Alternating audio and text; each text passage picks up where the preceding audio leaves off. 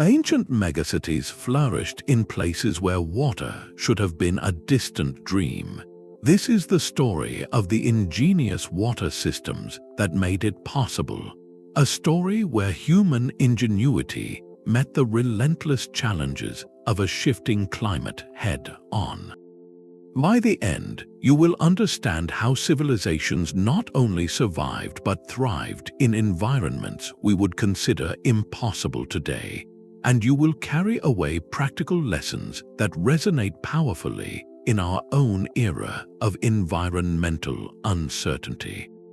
How did Roman engineers move rivers across mountains without a single pump? What allowed a jungle metropolis to drink from the sky? We are about to trace the blueprints of resilience left behind by master builders. What do you believe is the true foundation of a civilization that lasts? The sheer scale of the problem is almost impossible to grasp from our modern perspective. Think of a city like ancient Rome at its height, a pulsating heart of over 1 million souls. Every single day, that city required an ocean of water. It was needed for drinking, for the public baths that were central to Roman life, for the countless fountains that cooled the air and lifted spirits, for the workshops of artisans, and for the basic sanitation that kept disease at bay. This was not a village drawing from a well. This was a hydrological beast with an unquenchable thirst, and it sat in a region where rainfall was inconsistent, where rivers could run low in summer, and where the very ground could not naturally support such a dense concentration of life. The challenge was not merely finding it, storing it, and distributing it with a reliability that defied the whims of nature. A single season of failed rains or a river shifting its course was not just an inconvenience, it was a direct threat to the stability of an entire civilization. These cities were experiments in extreme urban living, and their survival hinged on a single, fragile thread: the constant, engineered flow of water. The puzzle they faced was one of physics and foresight: how to create a permanent abundance in a place of natural scarcity. This is where the story truly begins, not with the solutions, but with a clear-eyed look at the staggering odds stacked against them. Their solution was elegant, silent, and powered by the most reliable force in the universe. Ancient engineers mastered a fundamental principle that required no fuel, emitted no smoke, and never tired. They harnessed gravity. This was not a simple matter of water flowing downhill. It was the art of convincing water to travel hundreds of miles across flat plains and gentle valleys, to arrive exactly where and when it was needed, using nothing but gravity's constant, gentle pull. Think of it as the ultimate slow-moving conveyor belt, engineered on a continental scale. The genius lay in the initial survey. Teams of specialists would walk the proposed route, using simple but effective tools like the chorobates, a long, water-leveled table, to detect the most imperceptible of slopes. The goal was a gradient so slight it was almost invisible to the naked eye, often a drop of just a few feet over an entire mile of channel. This precision was everything. Too steep and the water would rush through, eroding the channel walls and arriving with destructive force. Too shallow and the flow would stagnate, allowing sediment to build up and block the precious conduit. It was a balancing act of monumental patience, ensuring a steady, manageable flow that could run for centuries. The Roman aqueducts are the most famous examples, those graceful arches marching across the landscape, but they were merely the bridges for the true marvel, the covered stone channel that snaked along that perfect, calculated slope, often underground to protect the water from evaporation and contamination. This reliance on gravity was more than just clever engineering. It was a philosophy of sustainability. Once the channel was set and the slope was true, the system became almost self-operating. It demanded no ongoing supply of labor or resources to function, no forests cut for fuel, no animals to drive pumps. It simply worked day and night, season after season, turning distant mountain springs into a permanent civic utility. The water moved with a quiet certainty that mirrored the turning of the seasons themselves, a built rhythm that made the city's survival predictable in an unpredictable world. In a time of climatic shift, when rains might fail or rivers might change, this gravity-fed network was a lifeline anchored not to a volatile source, but to the immutable laws of physics. It was civilization learning to tap into the heartbeat of the planet itself. Gravity could deliver the water, but nature does not always provide a steady stream. The second principle these master builders understood was the art of capture and storage. In a world of shifting climates, where monsoons could be generous one year and vanish the next, survival depended on creating your own hydrological security. This was about building a buffer, a savings account of water to draw upon during the inevitable dry seasons or prolonged droughts. They did not just move water from point A to point B, they learned to bank it. The most spectacular examples are the vast reservoirs known as barays, built by the Khmer Empire at Angkor. These were not simple ponds, they were immense, geometrically precise artificial lakes surrounded by towering embankments. Think of them as the batteries of the ancient world, designed to capture and hold the enormous but seasonal monsoon rains. This stored water then became the lifeblood of the city for the rest of the year, supporting agriculture, replenishing canals, and maintaining the symbolic moats around temple complexes. It was a monumental act of foresight, turning a climate of feast and famine into one of managed abundance. But the principle applied on smaller, equally brilliant scales as well. In arid landscapes like Petra or the Negev Desert, engineers constructed intricate labyrinths of check dams and terraced fields across hillsides and valleys. Their goal was not to stop water, but to slow it down. When a rare desert flash flood would roar through a canyon, these structures would break its force, spreading the water out, allowing it to seep gently into the parched earth rather than washing away in a destructive torrent. This process recharged the underground aquifers, the hidden water tables beneath the desert, effectively storing the flood deep within the earth itself for later use through wells and springs. This transformed a sudden, dangerous event into a sustained resource. By mastering capture and storage, these civilizations performed a kind of temporal alchemy. They took water from a fleeting moment, a downpour, a seasonal flood, and stretched its usefulness across months or even years.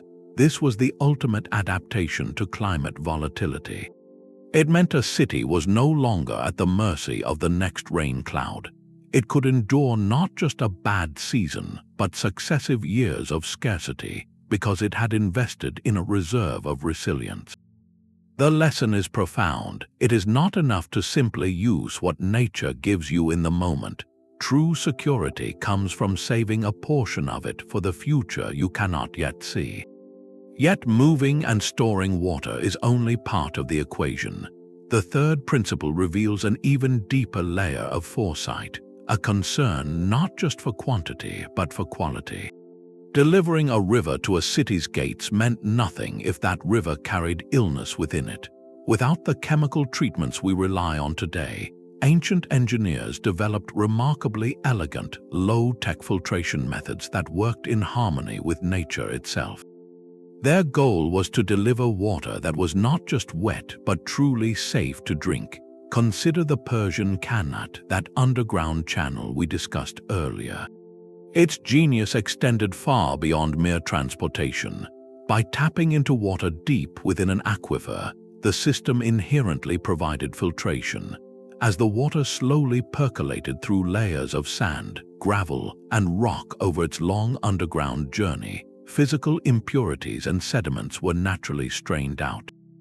The water that finally emerged at the surface, flowing from the Qanat's mouth, was often cool, clear, and clean, having been purified by the earth itself long before it ever reached a human settlement.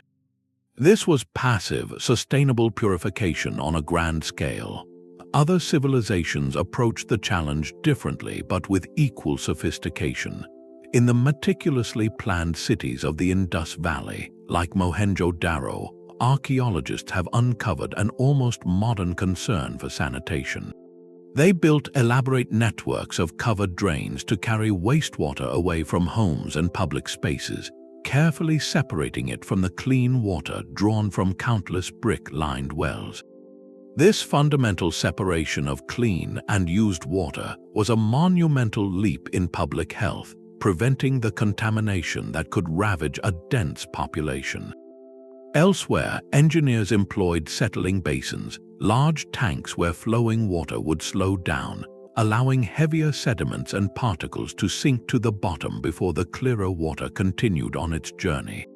Some systems even used layered sand and gravel filters, a concept that directly precedes our own municipal water treatment plants.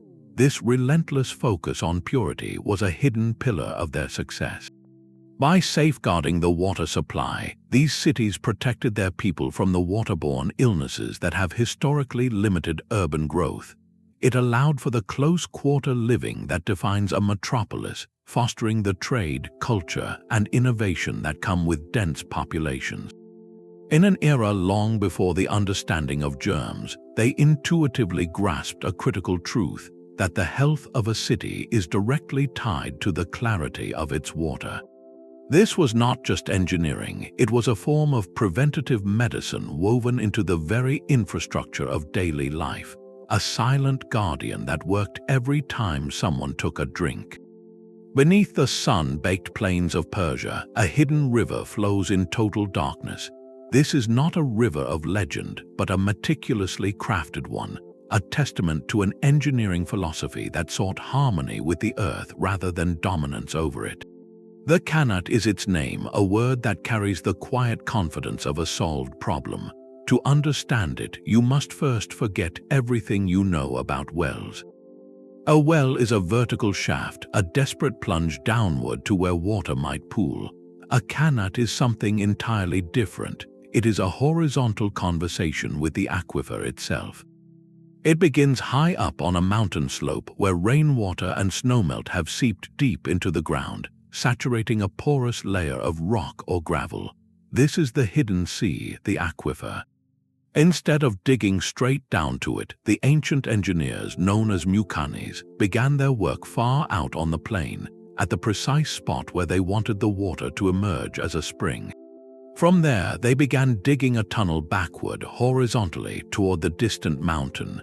But here is the true stroke of genius: the tunnel was not dug flat. It was given an almost imperceptible downhill slope, a gradient even gentler than that of a Roman aqueduct. As they inched their tunnel back toward the aquifer, they also dug a series of vertical shafts down to it from the surface above, shafts that served a dual purpose. They provided ventilation for the diggers working in the stifling dark, and they acted as construction and maintenance access points, spaced like silent sentinels across the empty landscape. When the tunneling crew finally broke through into the water-bearing layer, gravity took over. The water, seeking its own level, began to flow quietly down that carefully calculated slope, through the cool, dark tunnel, emerging miles away as a clear, steady stream in the middle of a dry valley. The effect was magical. It created an oasis where none existed, a permanent spring born from patient geometry. This system was phenomenally efficient. Because the water traveled entirely underground, it was protected from the relentless desert sun, losing almost nothing to evaporation. The earth itself acted as a natural filter, cleansing the water of sediment as it journeyed. And because it tapped not a single point but an entire underground layer, the flow was remarkably consistent, less vulnerable to a single season's drought than a surface river. These were not quick projects. A single qanat could take a generation to complete, a communal investment spanning lifetimes. Yet once finished, a well-maintained qanat could flow for 1,000 years or more, sustaining not just a village, but a grand imperial capital like Persepolis. The qanat was more than a water source. It was a social contract etched into the bedrock, a promise from one generation to the next that life in a harsh land was not just possible, but could flourish with grace and abundance. It asked for immense patience upfront, and in return, it offered a legacy of resilience that hums quietly beneath the sands to this day. While the Qanat whispered its secrets beneath the earth, Rome chose to make a public declaration. Its water systems were not hidden, they were monumental statements carved in stone and concrete, marching across the landscape on towering arches for all to see. The aqueducts were far more than functional pipes. They were the physical manifestation of Roman order, a testament to an empire's belief that it could reshape the very world to serve its needs. This was engineering on a scale meant to inspire awe and assert control. The genius of the Roman system lay in its integrated network. Unlike a single source feeding a single city, Roman engineers masterfully wove together a diverse tapestry of water from distant mountain springs, highland lakes, and managed rivers. They understood that resilience came from multiplicity, not relying on any one source that might fail. These separate channels, each an aqueduct in its own right, converged on the city like the spokes of a wheel, creating a redundant, robust supply that could withstand disruptions. To deliver this water, they employed every tool in their engineering arsenal. Of course, there were the iconic arcades, those graceful bridges that carried water channels across lowlands and river valleys. But when faced with a deep, wide valley, the arcade would have been impossibly tall and expensive. Here, they deployed a brilliant innovation, the inverted siphon. Imagine a giant, sealed stone pipe that ran down one side of a valley, across the bottom, and back up the other side. Because water seeks its own level within a sealed system, the pressure from the water descending the first side would push it up the opposite slope, often to a height nearly equal to its starting point. This allowed them to cross terrain that would have stopped a simple gravity channel in its tracks. The materials were chosen for eternity. They used a special volcanic ash concrete that actually hardened underwater and faced channels with smooth, waterproof cement to minimize friction and leakage. The result was a constant, high-volume flow that transformed urban life. Public fountains on nearly every corner provided free drinking water for all citizens. Vast imperial baths like those of Caracalla or Diocletian were not just for cleaning, they were sprawling leisure complexes for socializing and business, all fed by this endless supply. An advanced system of covered sewers like the Cloaca Maxima carried wastewater away, maintaining a level of public hygiene that would not be seen again in Europe for over 1,000 years. This abundance of clean water supported industries like tanning and dyeing, and supplied the homes of the wealthy with private running water. For a city of over 1 million people, this engineered hydrological bounty was the foundation of everything. It allowed for a density of population and a quality of life that became a core part of Roman identity. The message of the aqueduct was clear. Rome did not adapt to its environment. It commanded the environment to adapt to Rome. The steady, visible flow of water was the lifeblood of the empire, a symbol of its power, its civic generosity, and its unshakable belief in a manufactured order. It showed the world that a civilization could build its own rivers, and in doing so, build its own destiny. But the greatest symphony of water and stone was composed not in the desert or on open plains, but deep within the emerald embrace of a tropical jungle. Here, in the heart of Southeast Asia, the Khmer Empire built Angkor, a megacity of staggering ambition where water was not just a utility, but the very conductor of civilization. The challenge here was the opposite of scarcity. It was a seasonal torrent, a monsoon climate that swung violently between drowning deluge and parching drought.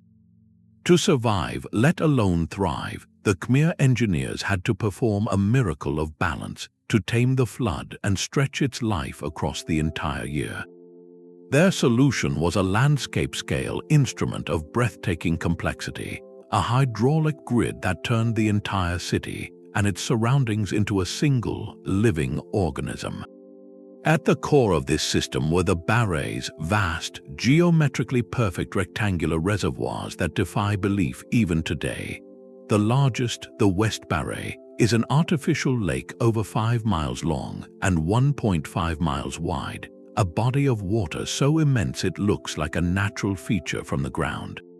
But it is entirely human-made, bounded by towering earthen embankments that required a mobilization of labor we can scarcely comprehend. These barays were the empire's batteries. During the intense monsoon rains, a network of canals would divert the raging floodwaters into these giant basins, capturing the chaos of the season.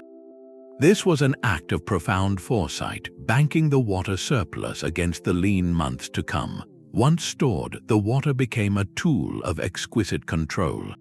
A carefully engineered network of smaller canals, ditches, and moats then redistributed this stored water across the landscape. Gravity fed it downhill to irrigate vast, terraced rice paddies that stretched to the horizon, enabling not just one, but multiple rice harvests per year.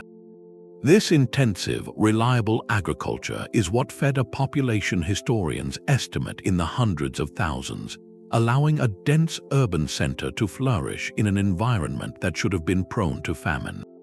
But the system was more than just brilliant engineering, it was a sacred covenant. The entire water network was a physical manifestation of Khmer cosmology. The barays represented the mythical oceans surrounding the home of the gods, while the central temple mountain, Angkor Wat itself, symbolized the cosmic Mount Meru. Canals and moats aligned with celestial movements, turning the city into a stone and water map of the heavens. The king, as the divine link between the people and the gods, was the steward of this life-giving system. His power was demonstrated not just through military might, but through his ability to guarantee the orderly flow of water, which meant the orderly flow of life, prosperity, and spiritual favor. In Angkor, you cannot separate the temple from the reservoir, the priest from the engineer, or the spiritual from the practical. Water management was the holistic glue that bound political power, religious belief, agricultural abundance, and urban planning into one inseparable vision. It was a society that understood, at its deepest level, that to control water was to orchestrate destiny itself, composing a symphony of survival that echoed through the jungle for centuries. The Aztec capital was a city of water, built where logic said it could not be. Tenochtitlan rose from the shallow expanse of Lake Texcoco, a glittering island metropolis connected to the mainland by long, straight causeways. It was a breathtaking sight, but it presented a fundamental puzzle. How do you feed a vast urban population when you have chosen to build your home not on fertile plains, but in the middle of a lake? The Aztecs did not see a limitation, they saw an opportunity, and their answer was a form of agricultural alchemy that turned the lake itself into soil. They invented the Chinampa, the floating garden. To call it a simple raft of mud would be a profound understatement. The construction was a masterclass in layered engineering. First, stakes were driven into the shallow lakebed to mark out a long, rectangular plot. Then, within this frame, artisans wove a sturdy lattice from the reeds and willows that grew abundantly along the shore. This underwater basket was then filled layer by layer with rich, dredged lake mud, aquatic vegetation, and compostable waste. The result was not a floating island, but a rooted one, a new stretch of incredibly fertile land permanently anchored to the lake bottom. These long, narrow plots were separated by a consistent grid of canals, creating a stunning aquatic landscape that was both functional and beautiful. The genius of the system was in its perfect, closed-loop sustainability.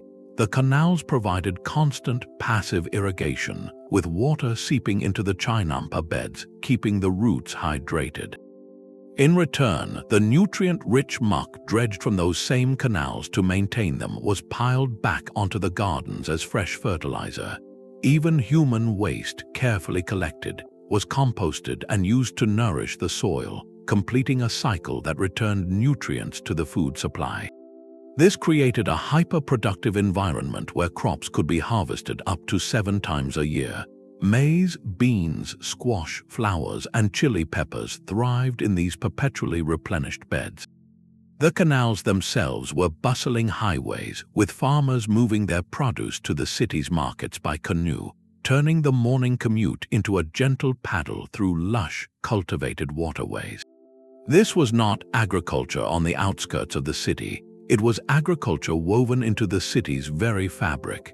The Chinampas zones, stretching for miles across the lake, formed an edible green belt that sustained a population historians estimate at 200,000 people at its height. It was a system that did not fight the lake, but collaborated with it, leveraging the very environment that seemed so inhospitable.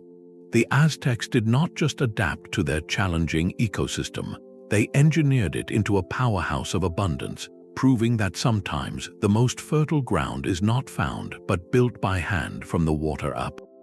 A single engineer could design the slope, but it took an entire civilization to dig the trench. Behind every ancient aqueduct and reservoir lies a second, invisible structure, one made not of stone but of people, laws, and shared belief.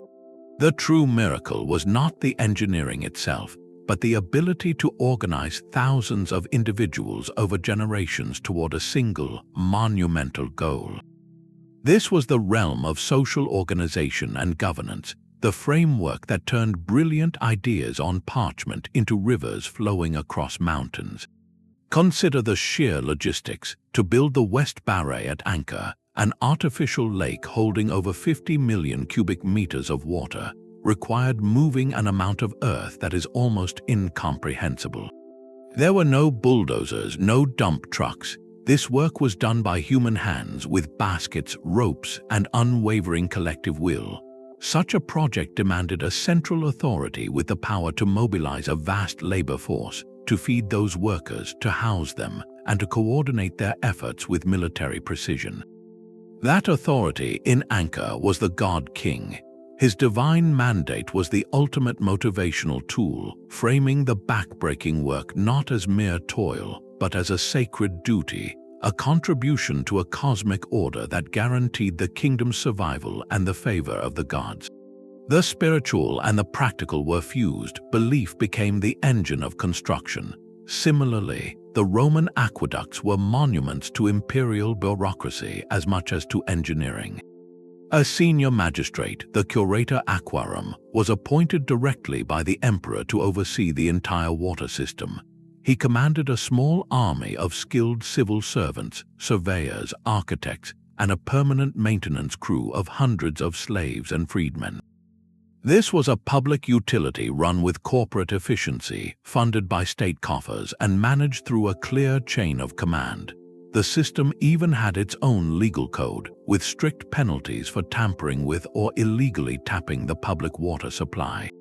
In Persia, the digging and maintenance of a qanat was governed by intricate, time-honored customs that dictated water rights down to the minute.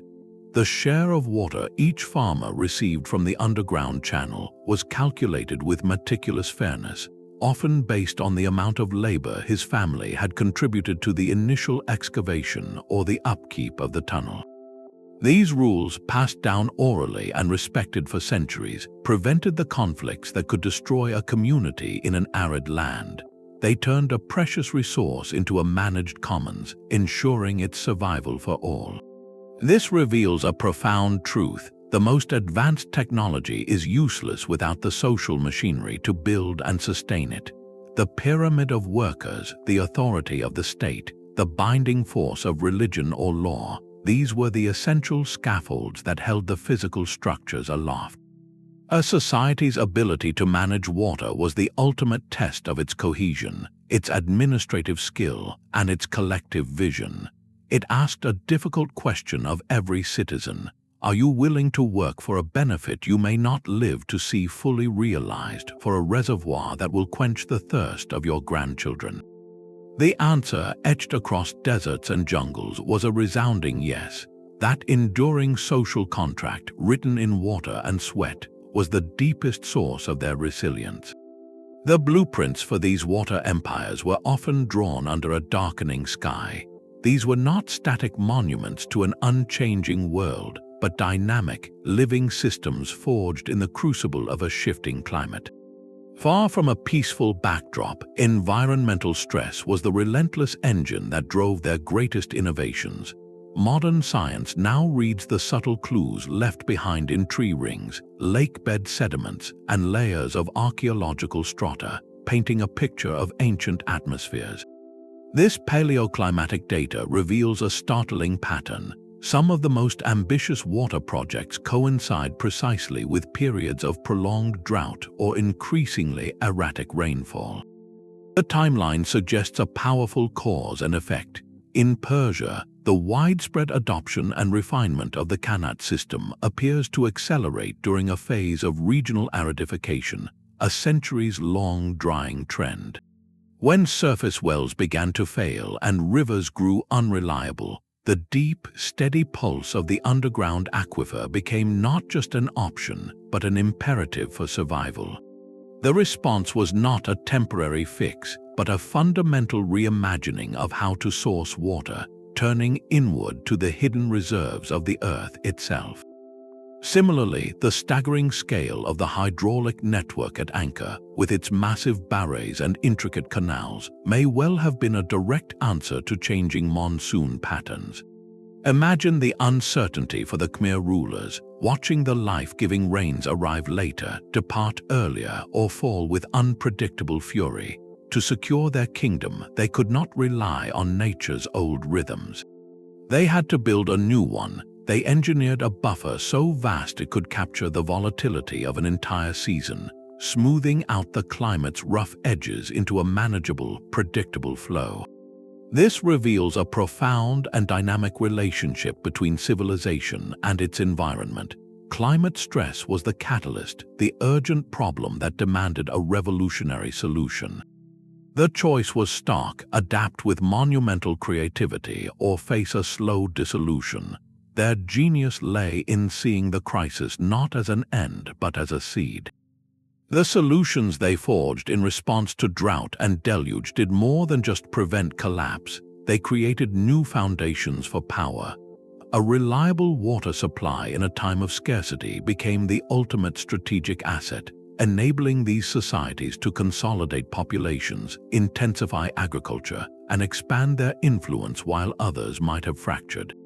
They turned vulnerability into a source of strength, leveraging their hard-won hydraulic mastery to thrive during periods of environmental uncertainty that would have doomed less adaptable cultures. In this light, their greatest constructions are not just feats of engineering, but testaments to human resilience, born from the necessity to outthink a changing world. The true strength of an aqueduct was not in its graceful arches, but in the silent chemistry of its mortar. Ancient builders faced a universal challenge: how to make water move through stone without dissolving the stone itself. Their answer was not found in imported marvels, but in a deep, intimate knowledge of the local earth, transforming humble materials into something nearly eternal. They became masters of material science through observation and relentless experimentation, tailoring every solution to the unique demands of their geology and climate. In Rome, the secret weapon was a volcanic ash called pozzolana, found in abundance around the Bay of Naples. When Roman engineers mixed this fine, sandy ash with lime and rubble, they created a revolutionary material, opus cementitium. This was not just concrete, it was a self-healing stone. Unlike modern concrete, which can crack and crumble when exposed to water, Roman concrete possessed a miraculous property: it actually grew stronger when in contact with moisture. The chemical reaction between the pozzolana and water created new crystalline structures that filled in micro-cracks over time, making aqueduct channels and harbor walls virtually waterproof and able to withstand the constant flow for millennia. This was a technology so advanced that its precise formula was lost for centuries after the empire's fall. Meanwhile, in the dry heart of Persia, Qanat builders solved a different puzzle: how to prevent a tunnel dug through soft earth from collapsing. Their toolkit was one of elegant simplicity: a modified digging hoe, a bucket for removing spoil, and a plumb line for maintaining the crucial slope. But their material choice was critical. They often lined the most vulnerable sections of their tunnels with rings of fired clay or baked brick. These ceramic linings served a dual purpose. They reinforced the tunnel walls against collapse, and their smooth surface reduced friction, allowing the water to flow more freely while minimizing erosion of the tunnel floor. This was a durable, locally sourced solution that turned the Earth's own clay into a permanent conduit. In the jungles of Angkor, the material palette shifted to stone. The Khmer builders worked with laterite, a soft, iron-rich rock that could be easily quarried in large blocks when wet but hardened into a formidable material upon exposure to air. This was used for the massive foundations and embankments of their reservoirs. For the exquisite temples and precise sluice gates, they employed a fine-grained sandstone, cut with such precision that many blocks fit together without any mortar at all, locked in place by gravity and masterful craftsmanship.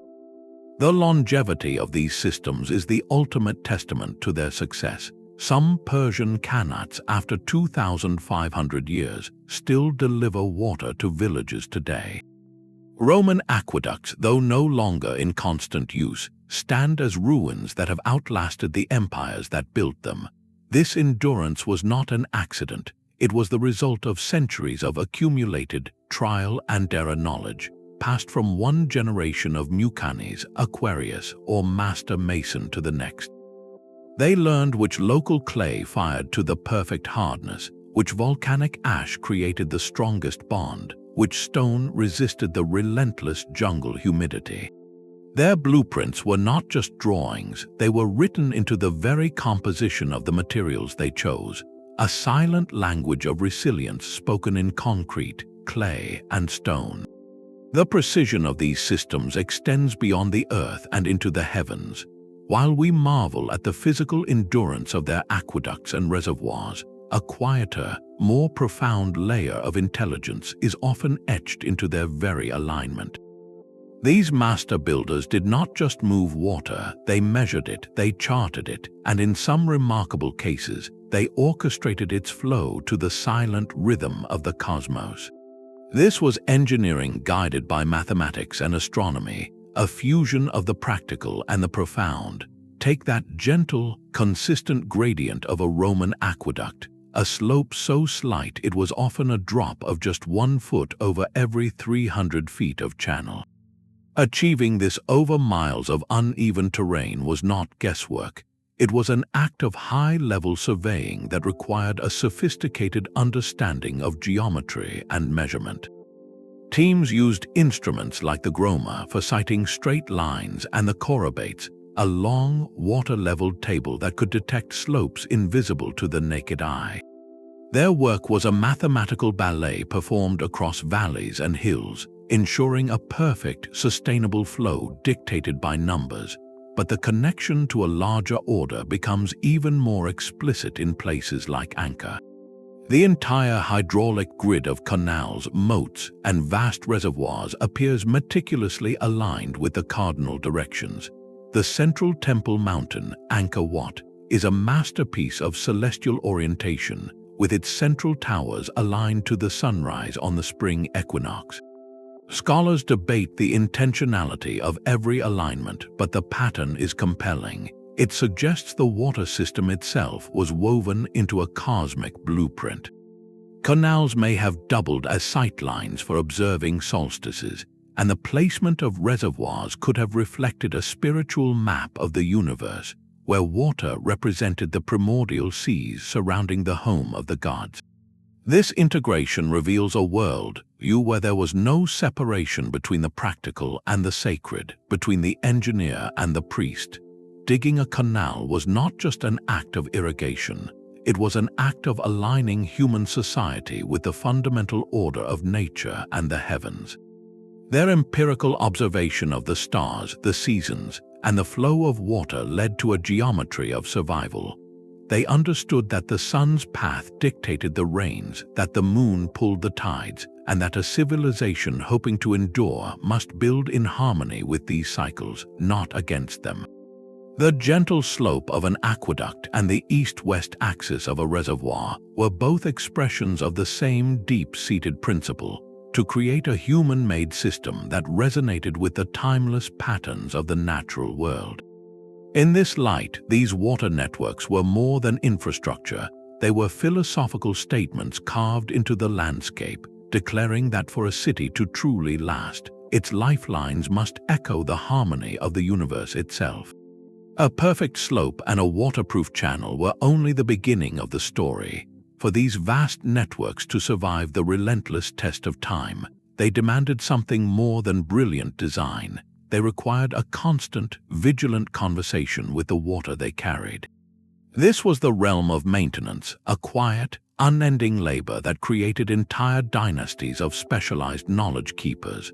The true sustainability of a water system was measured not in the grandeur of its inauguration, but in the patient, daily work of those who listened to its whispers and understood its aches. In Persia, these were the Muqannis, the masters of the Qanat. Their world was one of cool, silent darkness. They descended the vertical access shafts with oil lamps, feeling the tunnel walls for the dampness that signaled a leak, listening for changes in the sound of the water's flow that might indicate a blockage. Their tools were simple, a modified hoe and a leather bucket, but their knowledge was profound. They could diagnose whether a collapse was due to a weak soil layer or a tree root seeking moisture from above.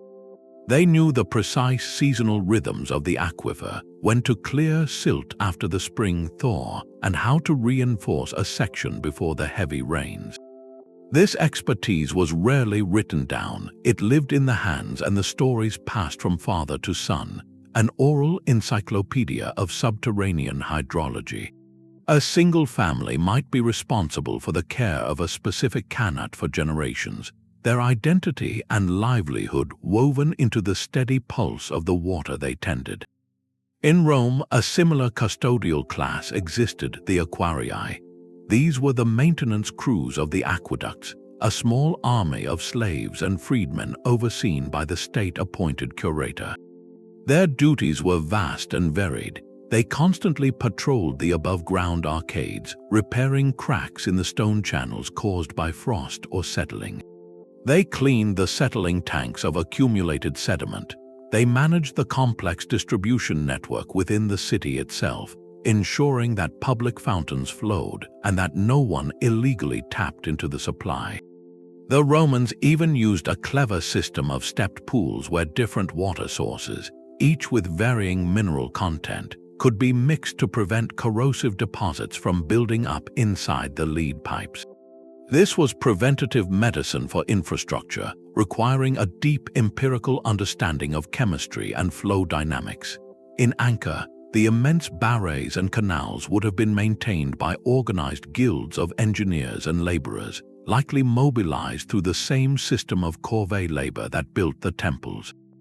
Clearing the monsoon silt from miles of canals, reinforcing earthen embankments against erosion, and adjusting the wooden sluice gates that controlled the water's release were annual rituals as vital as any religious ceremony. The survival of the city literally depended on this calendar of care. When we trace the decline of these great water systems, the story is often not one of a single catastrophic failure, but of a slow, quiet unraveling. A political collapse that scattered the maintenance crews, a war that made the patrol of remote aqueducts impossible, an economic shift that made the inherited, specialized knowledge of the Muqanni seem less valuable than other trades. The physical structure might stand for centuries, but without the living tradition of care, the water would eventually find a new path, the silt would choke the channel, and the engineered river would fall silent. This reveals a profound and often overlooked truth about resilience. Sustainability is not a quality you build into a thing, it is a practice you sustain within a community. The most perfect aqueduct is merely a promise, a potential. It is the knowledge keeper with their lamp and their listening ear who turns that promise into a perpetual gift. The endurance of stone ultimately depended on the endurance of memory, a fragile human thread that, once broken, could let an entire civilization's lifeline slowly fade back into the earth. These ancient systems were not just imposed upon the landscape, they were woven into it. Their genius often lay in a sophisticated ecological awareness, creating water solutions that enhanced the local environment rather than simply extracting from it. The Aztec Chinampas are a perfect example of this symbiotic design. Those floating gardens were far more than just crop plots, they were engineered ecosystems. The canals between them teemed with life, providing habitat for fish, waterfowl, and amphibians. Aquatic plants like algae thrived, which in turn helped to oxygenate the water and purify it. The system created a rich, biodiverse wetland that supported agriculture, aquaculture, and local wildlife in a single, integrated loop. It was a living machine where every output became an input, and the built environment actively increased the area's natural productivity. Similarly, the Persian Qanat performed a vital, unseen ecological service. By gently tapping an aquifer and letting the water flow to the surface miles away, it did not drain the underground source. Instead, the system often helped to recharge the very groundwater it used. Water that seeped from the Qanat channel or was used for irrigation would slowly percolate back down through the soil, creating a sustainable cycle. The mouth of the Qanat, where the water emerged, became a focal point for life, a micro-oasis where date palms could grow and communities could flourish, all without collapsing the deep reservoir that fed them. These were technologies of amplification, not extraction. They understood that working with natural processes was more powerful and enduring than trying to dominate them. The Khmer barays at Angkor likely served a similar regulating function on a grand scale. Those vast sheets of stored water would have moderated the local microclimate, adding humidity to the air that could influence rainfall patterns and buffer the region against the extremes of the dry season. The water network created a cooler, more temperate environment for the dense urban population, a built-in form of climate control crafted from earth and water. Yet this legacy is not one of simple harmony. These systems existed at a scale that inevitably altered the land, and sometimes those alterations carried unintended consequences. Some researchers studying Angkor point to a potential cautionary tale within its greatness. To build the city and its sprawling infrastructure, to feed its immense population and fire the bricks for its temples, required enormous amounts of wood. The extensive deforestation of the surrounding hills, while serving the immediate needs of the empire, may have set in motion a slower, more insidious problem. Without tree roots to hold the soil in place, the intense monsoon rains would have washed unprecedented amounts of silt into the canals and reservoirs. This relentless sedimentation could have gradually reduced the system's capacity, clogging the very arteries that sustained the city, forcing an ever-increasing maintenance burden that may have ultimately become unsustainable. This duality is crucial to understand. These civilizations achieved remarkable feats of ecological integration, creating sustainable loops that lasted for centuries. But they also demonstrate that any human system, no matter how brilliant, operates within physical limits. Their story is not just a blueprint for working with nature. It is also a reminder that scale matters, that every intervention has a cost, and that long-term resilience requires a balance between ambition and the carrying capacity of the environment. They show us that the most profound engineering respects not just the flow of water, but the intricate web of life and land that water supports. The philosophical divide between these water empires is as deep as the aquifers they tapped. If we place their blueprints side by side, a fascinating pattern emerges, a tale of two distinct approaches to the same fundamental problem. On one side, we see the Roman model, a linear masterpiece of conquest and concentration. Its aqueducts were arrows shot from the bow of empire, capturing water at a distant, pristine source, a mountain spring or a highland lake, and channeling it in a straight, unwavering line toward the beating heart of the city. This was water as a commodity to be acquired, transported, and displayed. The monumental arches were a statement of dominion, a visible proof that Rome could command nature to serve its urban core. The entire system was centralized in its purpose, designed to deliver a pure, abundant flow to a single, dense point of consumption, supporting baths, fountains, and the sheer spectacle of urban life. Power flowed with the water, radiating from the center outward. Now, shift your gaze to the jungles of Angkor or the lake city of Tenochtitlan. Here, the model is not linear, but web-like, not concentrated, but distributed. These were not arrows, but nets cast across the landscape. The goal was not to bring a river to a city, but to transform the entire territory into a hydrological sponge. At Angkor, the vast barays and thousands of canals were less about point-to-point delivery and more about catchment and redistribution. They captured the seasonal monsoon deluge and spread it thinly, patiently, across miles of rice paddies. The system was integrated with food production from the ground up. Water management and agriculture were two sides of the same coin. Similarly, the Aztec Chinampas created a decentralized, cellular network of fertility across Lake Texcoco, where each garden plot was its own self-sustaining unit within a larger aquatic grid. Power here was demonstrated not by a towering archway, but by the ability to feed a population from a manufactured landscape. These contrasts speak volumes about the cultures that built them. The Roman approach reflects a society with a strong, centralized imperial authority, a legalistic mindset, and an engineering ethos geared toward definitive, permanent solutions. It prioritized the urban citizen and the display of civic beneficence. The Eastern and Mesoamerican models often reflect a more holistic worldview, where the king's divine role was as a steward of the entire kingdom's fertility, and where the boundaries between city and countryside, between sacred geography and practical engineering, were beautifully blurred. One system shouts its power from elevated stone conduits, the other whispers it from the roots of 1,000,000 rice plants. Neither was inherently superior. Both were brilliantly adapted to their specific environmental and cultural context. The Roman model thrived in a Mediterranean climate with defined water sources, while the distributed networks of Angkor and Tenochtitlan were direct responses to the volatile, seasonal abundance of the tropics. What this comparative view teaches us is that there is no single blueprint for hydraulic resilience. The path a civilization chooses is a reflection of its environment, its values, and its vision of where life truly flourishes, whether in a monumental urban core or across a carefully cultivated, living landscape. Even the most brilliant blueprints can be lost to the rain.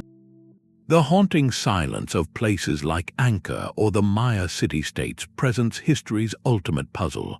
How could societies that mastered water on such a grand scale simply walk away from their creations?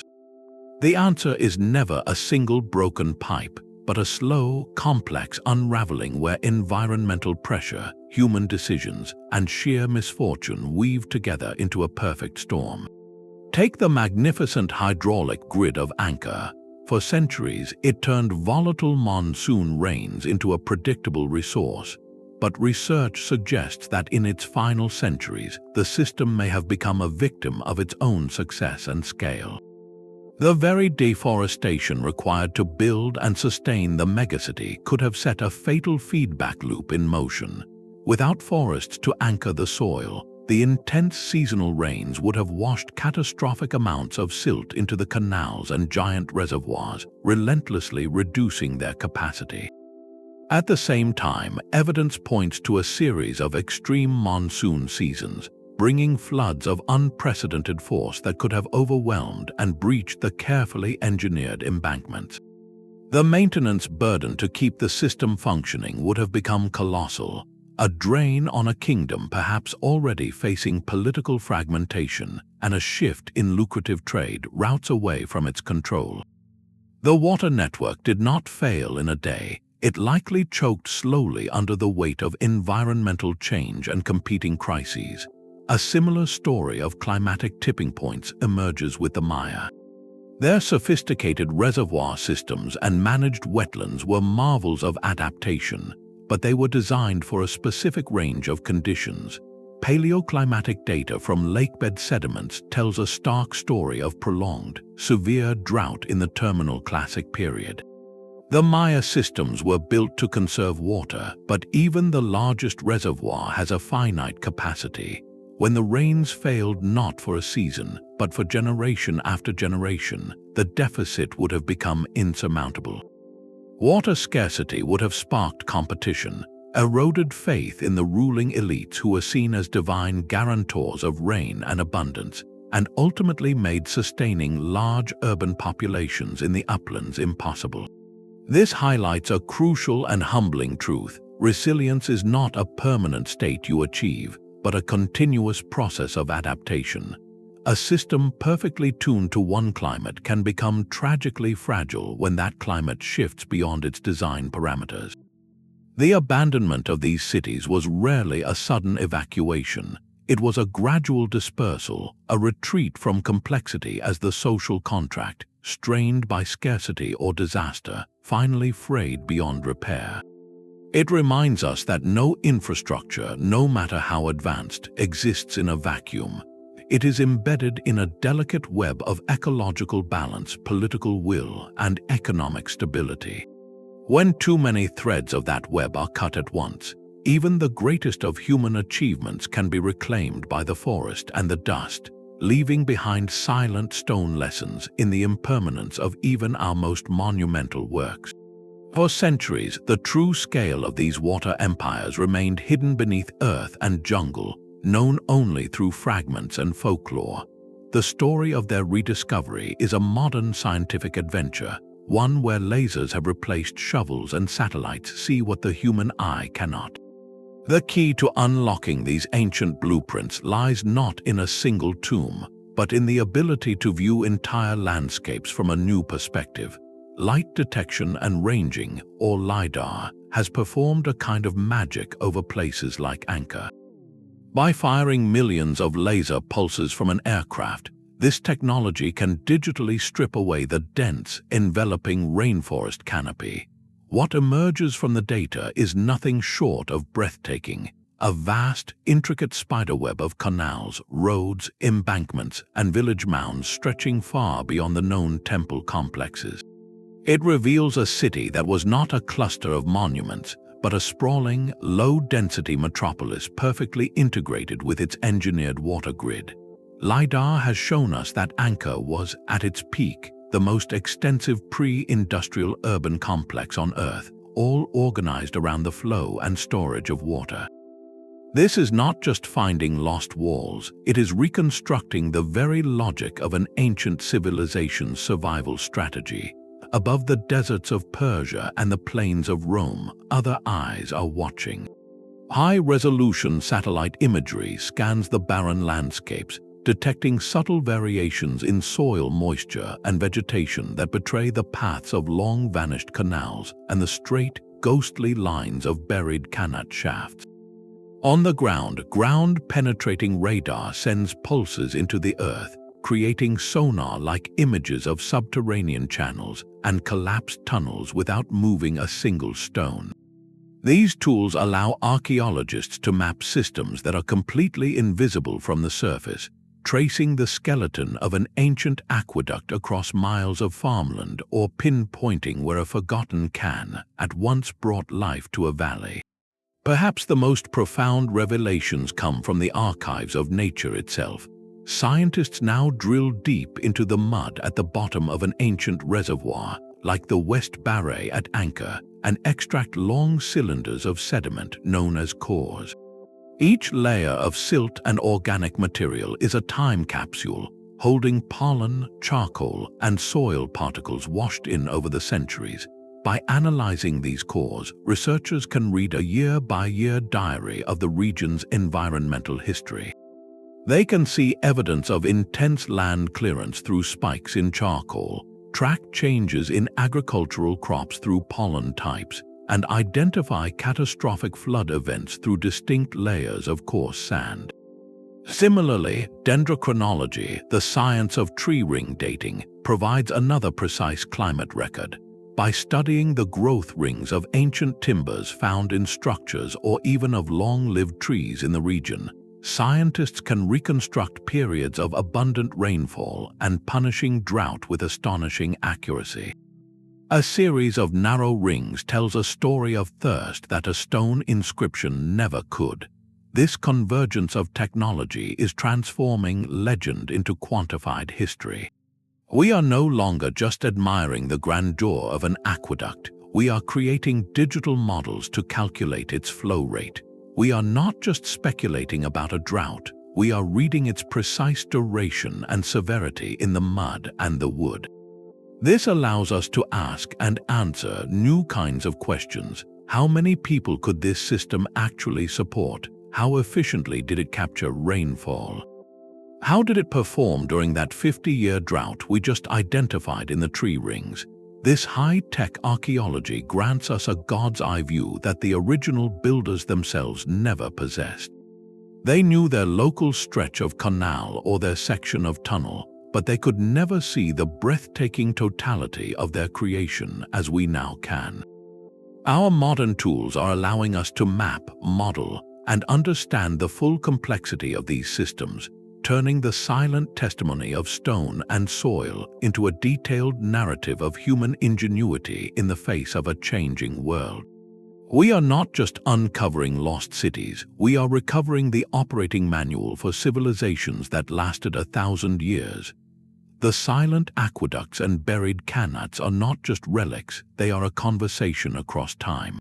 In our own era of deepening droughts, shrinking reservoirs, and overpumped aquifers, these ancient blueprints speak directly to our modern crisis.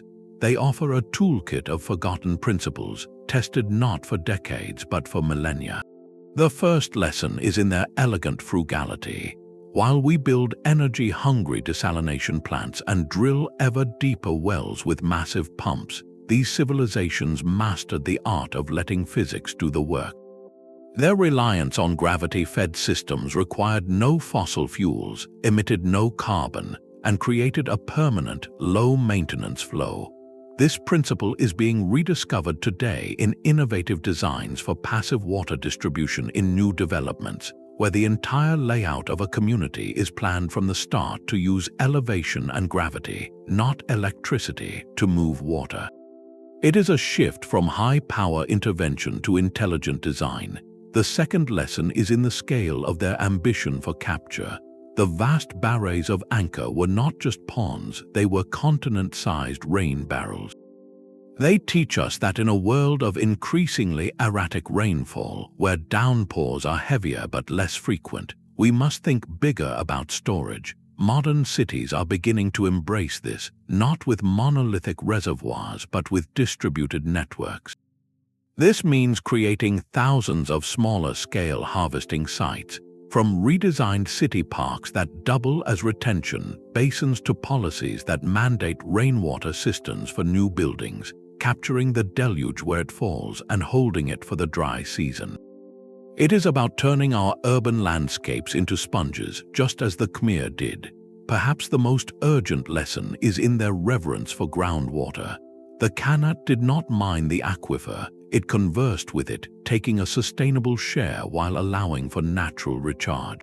Today, many of the world's major aquifers are being drained far faster than they can refill, a practice as unsustainable as it is dangerous.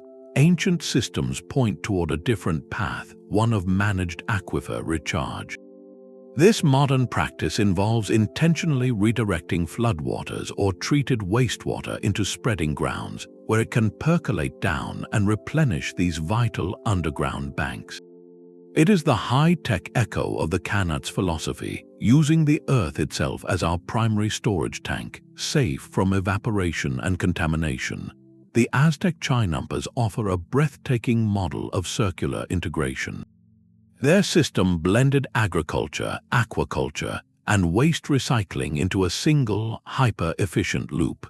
This inspires modern concepts like constructed wetlands for treating wastewater, where plants and microbes naturally purify water, which can then be safely reused for irrigation or to replenish ecosystems. It is the idea of seeing waste not as a problem to be disposed of, but as a nutrient to be cycled back into the system, closing the loop just as the Chinampa farmers did on Lake Texcoco. Yet all these technical solutions rest on a deeper human foundation. The true legacy of these water empires is their proof that resilience is a social achievement. They succeeded because they built the institutions, the laws, and the shared cultural values to manage water as a common trust, not a private commodity. The meticulous water-sharing rules of the Qanat and the state-sponsored maintenance of the Roman aqueducts show that long-term survival requires governance that looks beyond the next election or harvest season. It demands intergenerational thinking, the willingness to invest in infrastructure whose full benefit you may never see, but your grandchildren will. In our world of short-term economics and fractured political will, this may be the hardest lesson to relearn. We possess technologies those ancient engineers could never dream of, but we often lack the collective vision and enduring institutions they took for granted. Their story ultimately asks us a defining question: are we building for the next quarterly report or for the next 1,000 years? The answer will determine not just the clarity of our water, but the continuity of our civilization. A spring bubbling from the earth was never just a source of drink. It was a mystery, a living pulse from the unseen world below. For the master builders we have followed, water held a dual nature, as essential to the spirit as it was to the body. This sacred dimension was the silent keystone in the arch of their entire civilization, transforming backbreaking labor into a holy duty and practical management into a cosmic covenant. In the Khmer imagination, the immense barays were far more than reservoirs. They were the earthly reflection of the primordial oceans that encircled Mount Meru, the axis of the universe. The king, by commissioning these vast sheets of water, was not merely an engineer. He was performing a divine act of world-making, anchoring his kingdom within the sacred geography of the gods. Every canal that redistributed that water was, in a sense, a channel of celestial order made visible on earth. This spiritual framework answered the most difficult question of all: why should thousands toil for years on a project whose full benefit they might never see? The answer was written in the language of belief. The work was not a burden but an offering, a contribution to maintaining the balance of the cosmos itself. This belief legitimized the monumental effort, weaving the hydraulic system into the very fabric of ritual, law, and royal authority. Across the world in Rome, water was also touched by the divine, though expressed with a different sensibility. The countless nymphaea, those ornate public fountains adorned with statues of river gods and water nymphs, were not simply decorations. They were active sites of veneration, honoring the deities believed to inhabit and animate the springs that fed the aqueducts. This public piety served a profound civic function. It fostered a cultural ethic of reverence for the water source, encouraging its protection and respectful use. To pollute a fountain was not just a civic violation, it was a slight against the nymph who lived there. This ideological framework created a powerful, self-reinforcing loop. The practical need for water drove the engineering, and the spiritual significance of that water ensured the society would value, maintain, and protect the system that delivered it. It embedded conservation in the realm of sacred duty. By understanding water as a divine gift or a fundamental cosmic principle, these cultures built something more durable than stone. They built a shared story. This story told every citizen that the flow in the aqueduct or the fullness of the reservoir was a sign of divine favor and cosmic harmony. It made the infrastructure morally sacred, ensuring its care was passed down not just as a technical manual, but as a legacy of meaning. The blending of utility and profound symbolism was their ultimate safeguard. It meant the system was protected by both the engineer's rule and the priest's blessing, by the magistrate's law and the people's heartfelt belief. When we look at these ancient networks today, we are seeing not just solved equations of hydrology, but answered prayers etched into the landscape, a testament to the human need to find purpose and even the divine in the most essential element of life. The blueprint for these cities was drawn not on parchment, but in water. To walk the streets of ancient Tenochtitlan or Rome was to navigate a map defined by hydraulic engineering, where every district, every major building, and the very rhythm of daily life were choreographed by the silent, steady flow of the system. This was urban planning with a single, undeniable truth at its core: water came first. The city grew around its lifelines, not the other way around. In Tenochtitlan, the vast network of canals was not an afterthought added to a pre-existing street grid, it was the grid. These waterways were the primary transportation corridors, the avenues where canoes laden with produce from the Chinampas glided directly to bustling market squares. Major temples and palaces were situated along these liquid thoroughfares, ensuring both symbolic and practical access to the city's lifeblood. Your address was less about a street name and more about your proximity to a specific canal, your world oriented by water. Rome presented a different but equally deliberate layout. The aqueducts, after their long journey, did not simply spill into a random pool. They terminated at monumental distribution centers called casella, or water castles. These were not fortresses, but elegant, pressurized hubs of civic utility. Here, the main flow was divided and measured through calibrated bronze or lead pipes, then sent branching out along established routes to different city regions. The placement of these casella was strategic, often on high ground within the city walls, using gravity's remaining force to push water downhill to the neighborhoods below. This meant the city's topography and social geography were directly shaped by the hydraulic map. The wealthiest districts, with their private villas and baths, were often situated on the favorable slopes where water pressure was strongest. Public baths, those essential social hubs, were deliberately placed at central, accessible nodes along this underground network, ensuring a reliable supply for the masses.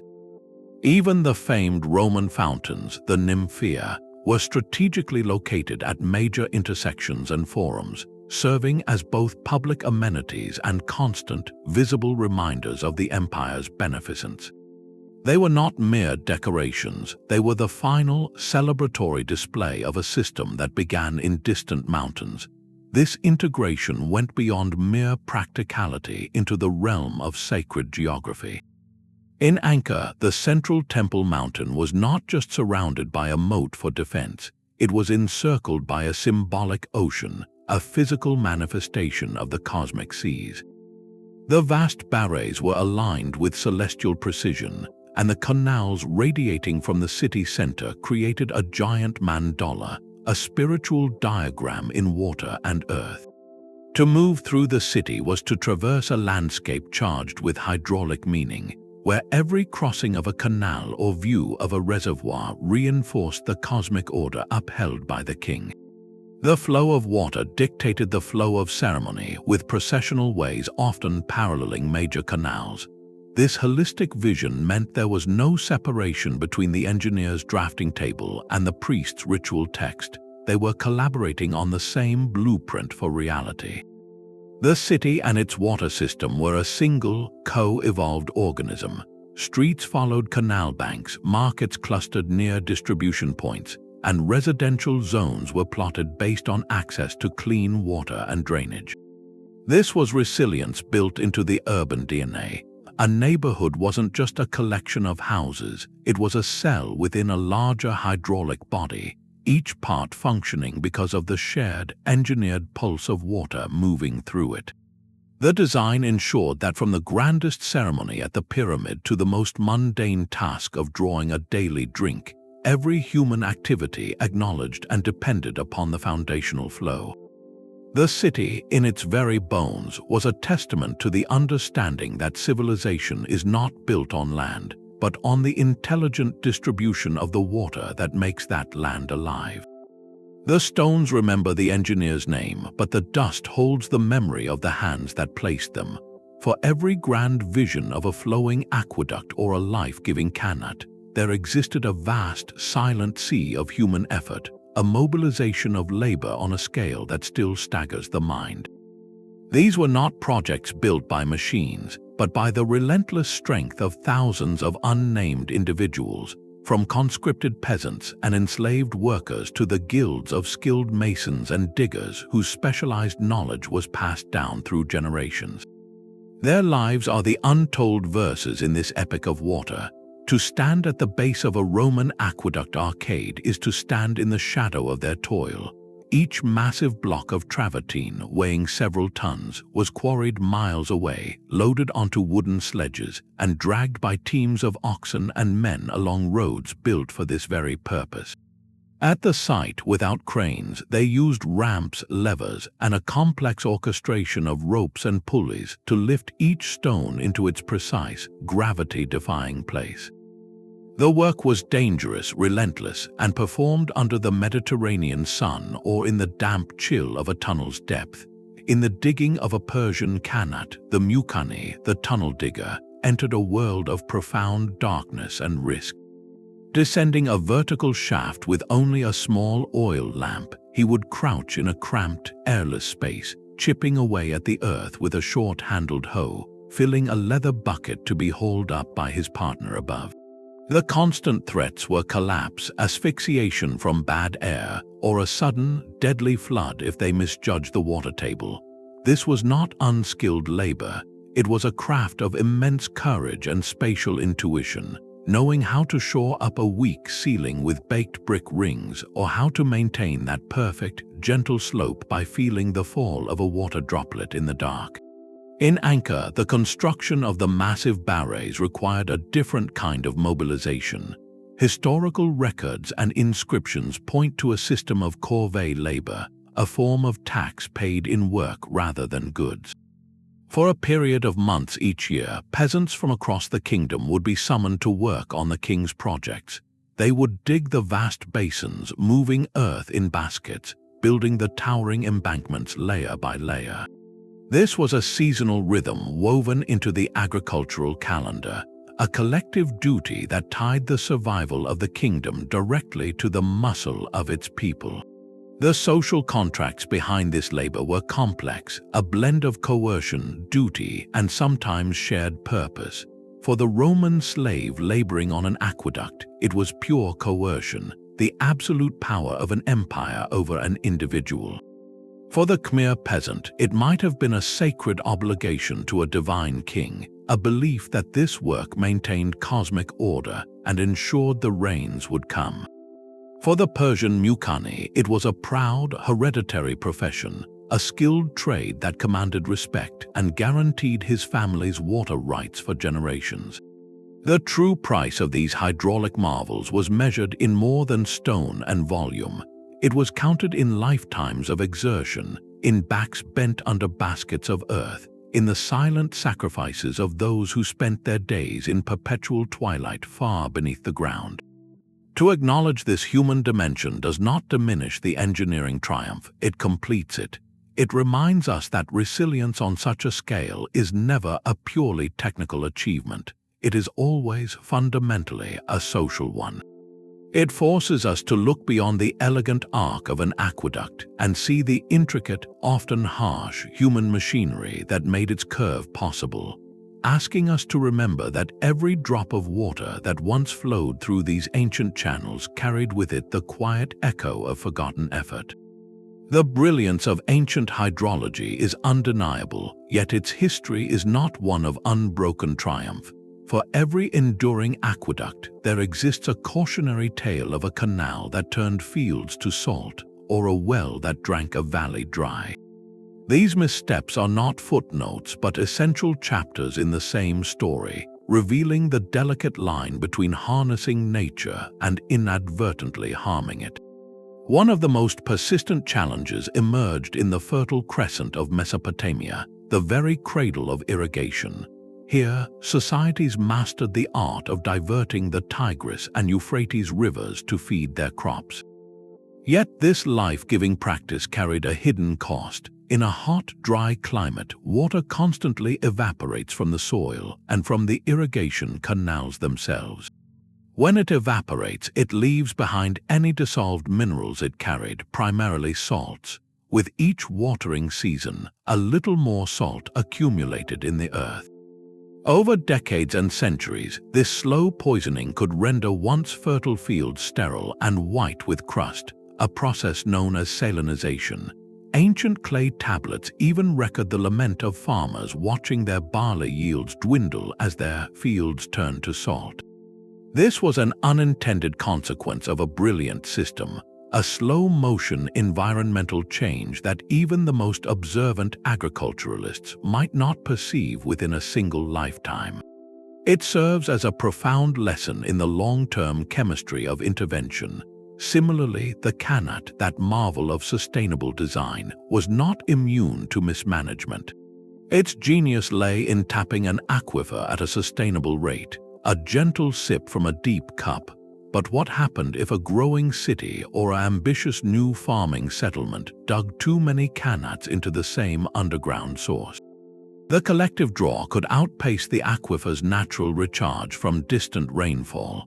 The water table would begin a slow, inexorable retreat, sinking deeper into the earth. The mouths of the oldest qanats, the very springs that created oases, would run dry first. Diggers would be forced to extend their tunnels further and further back toward the mountains, a desperate and costly chase after a vanishing resource. This over-extraction demonstrates that even a perfect technology has limits defined by the balance of the larger system it depends upon. In other cases, the very ambition to expand a water network may have strained local ecosystems beyond recovery. To feed and build a megacity required immense resources, often leading to widespread clearing of forests for timber, fuel, and new farmland. Without the tree roots to anchor the soil, the land became vulnerable. When the heavy rains came, they would wash unprecedented amounts of silt into the carefully engineered canals and reservoirs. This relentless sedimentation could reduce a system's capacity, forcing a never-ending and eventually overwhelming maintenance burden. What began as a project to control water could, through a chain of unintended effects, end up accelerating the very processes of erosion and siltation it was meant to master. Examining these historical stumbles is not an exercise in casting blame, but in deepening our respect for the complexity these engineers faced. It shows that their genius operated within a web of interconnected variables: soil chemistry, forest cover, population pressure, that were far harder to measure and predict than the slope of a hill. They remind us that sustainable water management is not a problem you solve once with a brilliant design, but a perpetual, dynamic negotiation with a living environment. It requires the humility to recognize that every intervention, no matter how clever, sends ripples through the system, and the wisdom to watch for those ripples long after the architects have passed. The true legacy of these civilizations, therefore, includes not only their monumental successes, but also the silent evidence of their struggles, teaching us that resilience is as much about foresight and adaptation as it is about concrete and stone. The names on our maps whisper of forgotten rivers. Across the arid landscapes of Iran, Afghanistan, and into North Africa, you will find villages and towns bearing names that end with Qanat or Qaris. These are not just labels, they are direct descendants, linguistic fossils pointing to the precise spot where a life-giving underground channel once surfaced, creating the community that still clings to that place today. The word itself, passed down through millennia, is a living monument to the technology that made settlement possible. This ghostly presence extends far beyond the Middle East. When Spanish colonists arrived in the Americas, they brought with them a sophisticated knowledge of irrigation, a system they called the sequía. These community-operated water channels, still vital across the American Southwest and parts of Latin America, are technological transplants. Their roots stretch back through Moorish Spain to the Roman aqueducts, and before them to the hydrological wisdom of Persia.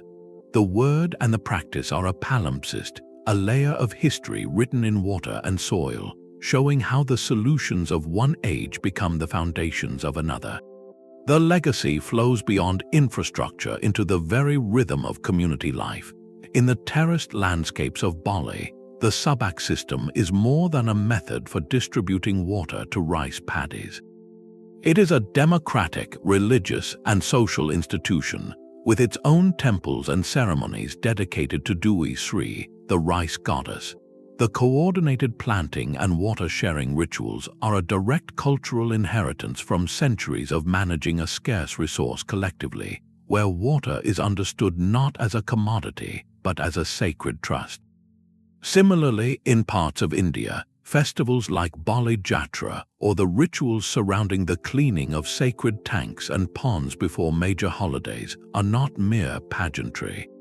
They are annual reaffirmations of a covenant between the community and its water sources, traditions born from the practical necessity of maintaining canals and reservoirs, now encoded into culture.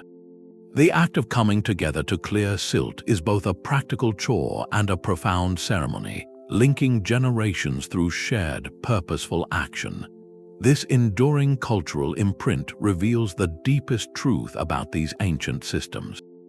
They succeeded because they did more than just quench physical thirst. They quenched a deeper human need for meaning, order, and connection.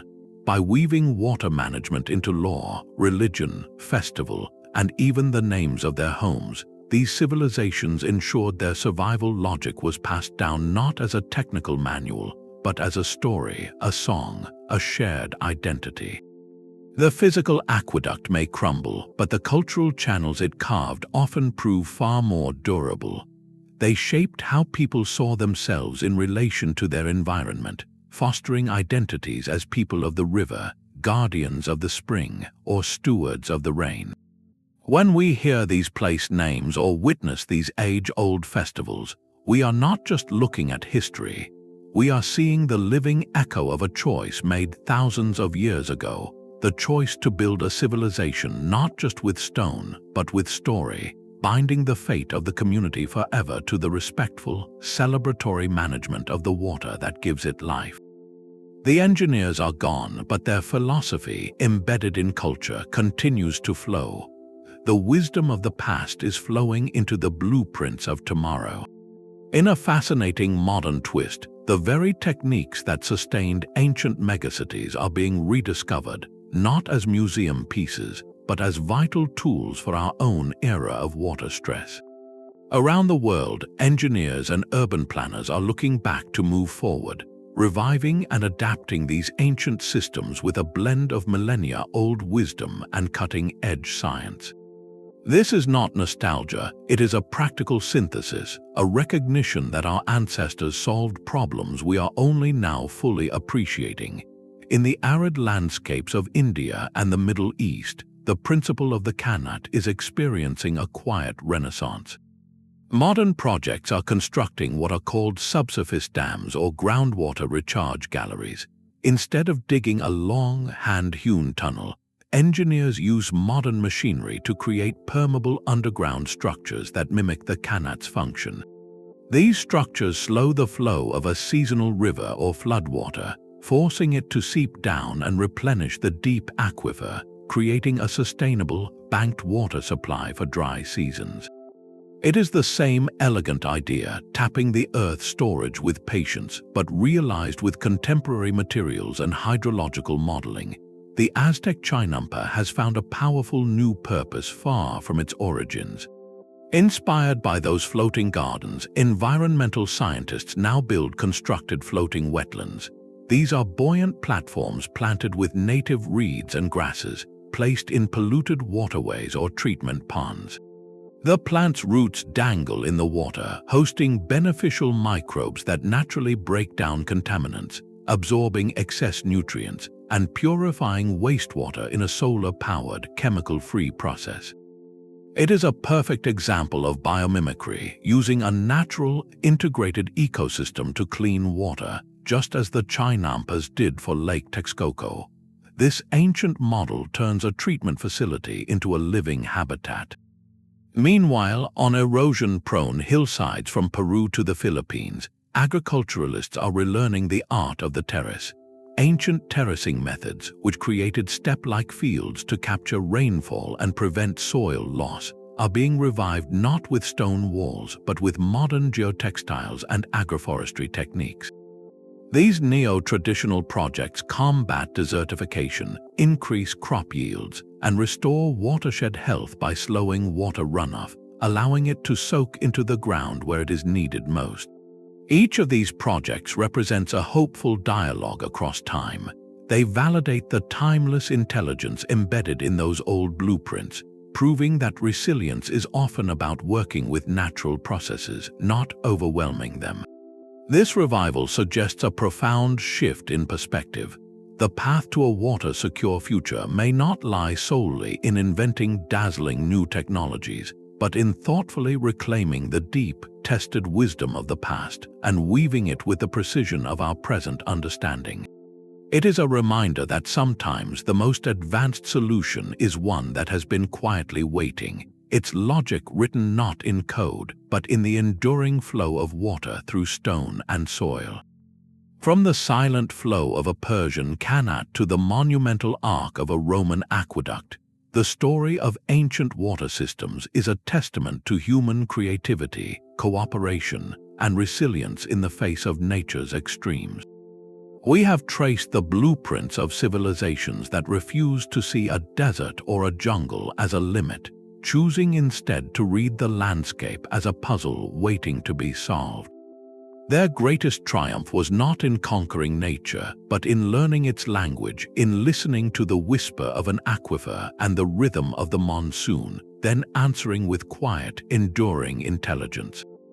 They turned scarcity into abundance not with force, but with profound understanding, using gravity as their engine, the earth as their filter, and the sky itself as their ultimate reservoir.